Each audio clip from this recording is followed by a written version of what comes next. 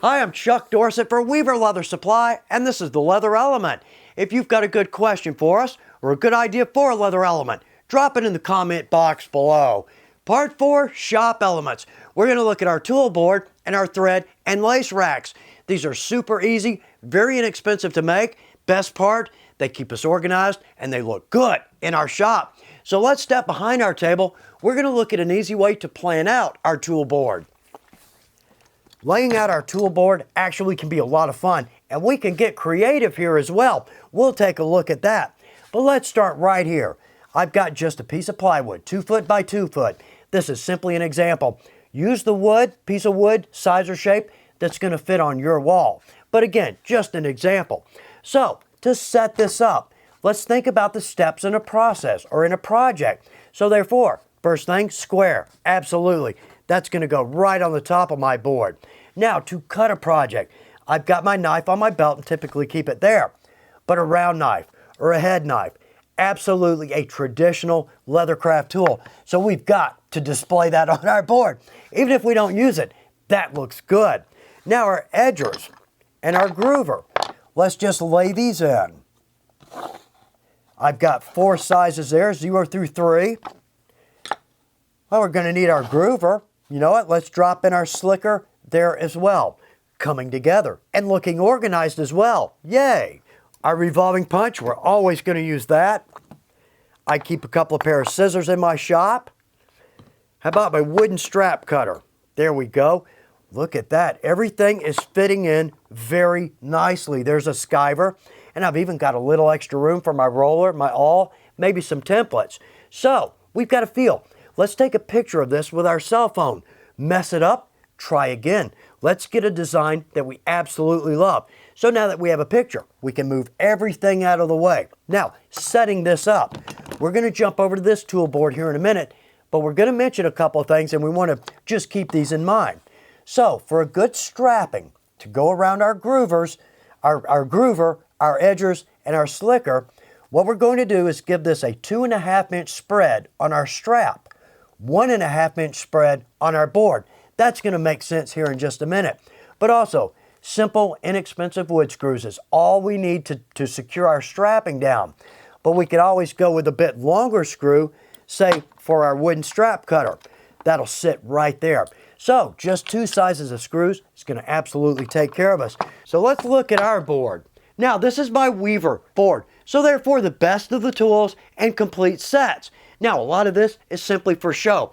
Got some great tools up here, but decorative tools that I'm probably not going to use, more for effect. But you know what? In our defense, it's our leather shop. Let's make it look like a leather shop. Absolutely.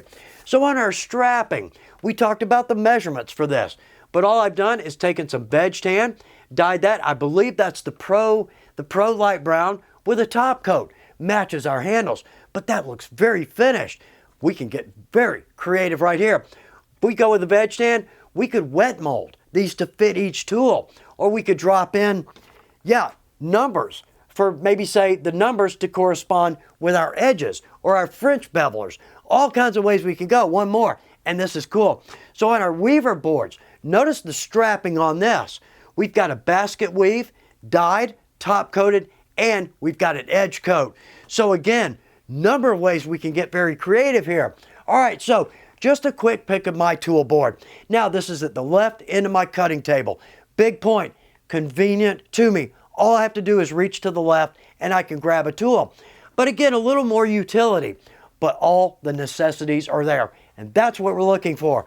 Convenience, but out of the way and organized. All right, so we've got 2 thread racks, or a lace and a thread rack here, and I've got one a little bit out of the shop here that we never see, but it's a cool way to go. So let's get a little closer look at these. And again, inexpensive and simple construction. It's just a 1x4 and some dowels, about 3/8 of an inch, give or take. Now we've got these at an angle, and we'll see why here very shortly. But our spread, so on our thread rack, we're going to go with a 2.5 inch spread, or about 6 centimeters, and our dowel, about 4 inches or 10 centimeters, and I'm going to sink that in about 1/2 of an inch. Now when we jump over to our lace rack, we're going to change that up a little bit because we've got a larger spool. So right here, we're going to go with a 4-inch spread, about 10 centimeters, and our dowel's going to be 6 inches, or about 15 centimeters. Now, this is just one from my shop. But notice too, with the jigsaw, we can get very creative with these alone, okay? I mentioned these are at an angle, and it doesn't have to be any specific angle. I think this is probably maybe 30 degrees. The point is, and I do this all the time, maybe I'm lazy, I don't know, but with my thread, I can simply pull my thread off, whatever I need.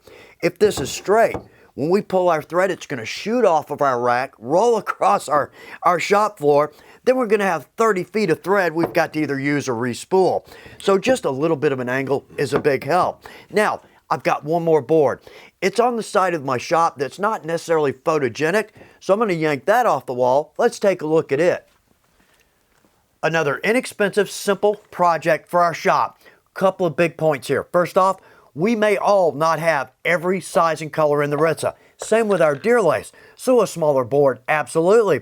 What will your shop accommodate? But at the same time, what's going to accommodate what you like to keep on hand? Now on our plywood, hardware stores almost always sell smaller cuts or scraps. So inexpensive there. Our construction, that's just called a finishing nail. It's got a smaller head on it.